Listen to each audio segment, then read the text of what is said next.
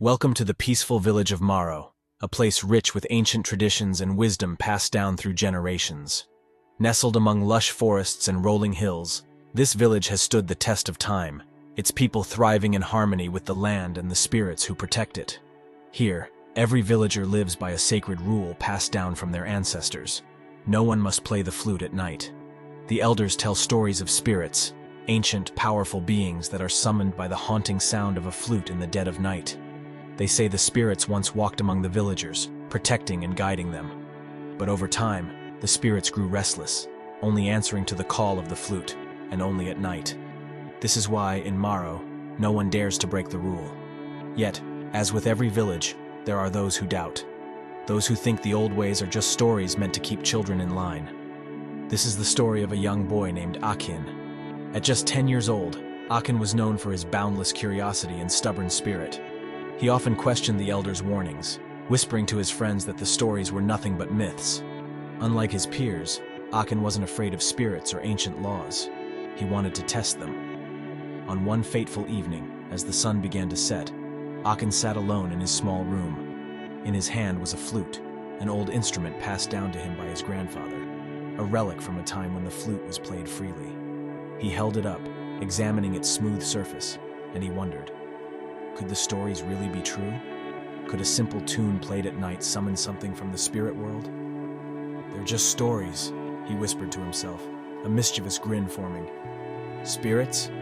Nothing will happen. I'll prove them wrong. As the night fell, the village became quiet. The air was still, the only sounds coming from the rustling of leaves in the wind and the occasional chirp of crickets. Akin's house was silent. His parents, tired from the day's work, had long gone to bed. The boy sat at his small desk, staring at the flute. He hesitated. His heart raced with excitement and fear. What if the elders were right? What if the spirits did exist? For a moment, doubt flickered in his mind, but his defiance quickly returned. He wasn't a child anymore. He didn't believe in old legends. He picked up the flute, feeling its weight in his hand. Outside, the moon hung high in the sky, casting a pale glow over the village. Akin took a deep breath and brought the flute to his lips. His fingers found the holes instinctively, and he began to play. The soft, haunting melody drifted through the air, weaving through the trees and the houses of the sleeping villagers. The tune was slow and eerie, each note carrying a strange weight, as though it reached beyond the world of the living. For several minutes, Akin played. The night was still. Nothing stirred. No spirits appeared. No strange winds howled through the village. When he finally put the flute down, he sat back in his chair, a small, triumphant smile on his face. "See? Nothing happened," he whispered.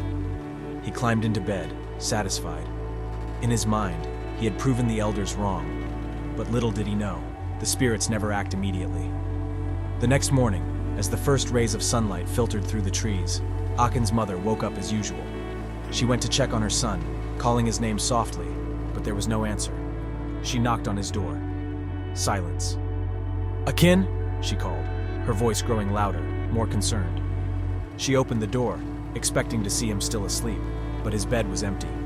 Panic immediately set in. She searched the house, calling his name louder and louder. Akin's father joined in, and soon they were outside, searching the yard, the nearby paths, asking neighbors if they had seen him. "Akin! Akin! Where are you?" Villagers began to gather as word spread. Groups formed to search the surrounding areas, combing the nearby fields, the woods, and every hidden corner of the village. Hours passed, and the sun rose higher, but there was no sign of him. Akin had vanished. Desperate for answers, Akin's parents went to consult the village elder, who was the keeper of the ancient traditions.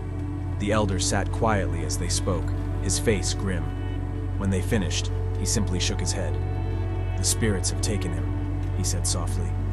"He played the flute at night, and they have claimed him as punishment." The words hit Akin's parents like a blow.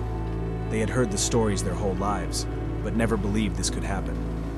The elder advised them to visit the village priest, the only one who could communicate directly with the spirits. The priest lived in a small hut at the edge of the village, a place where the natural world felt closer, more alive. As Akin's parents entered, the air was thick with incense, and the sound of rhythmic chanting filled the room. The priest, dressed in flowing traditional attire, sat cross-legged in the center of the room, surrounded by talismans and offerings. He listened intently as Akin's parents explained their plight. When they finished, the priest closed his eyes and began to sway, entering a trance. The flames from the incense flickered wildly as she communed with the spirits. After what felt like an eternity, the priest's eyes opened. Ed, and his voice was grave. The spirits are angry. He broke the sacred law, but they are willing to return him, for a price. A sacrifice must be made. With heavy hearts, Akin's parents prepared the necessary offerings, as instructed by the oracle. They gathered food, drink, and other sacred items, and followed the village elder to the sacred shrine deep in the forest. The villagers accompanied them, offering support, though their faces were marked with fear and sorrow. At the shrine, Akin's parents knelt before the ancient stones, tears streaming down their faces as they prayed for their son's return. They offered the gifts, begging the spirits to show mercy.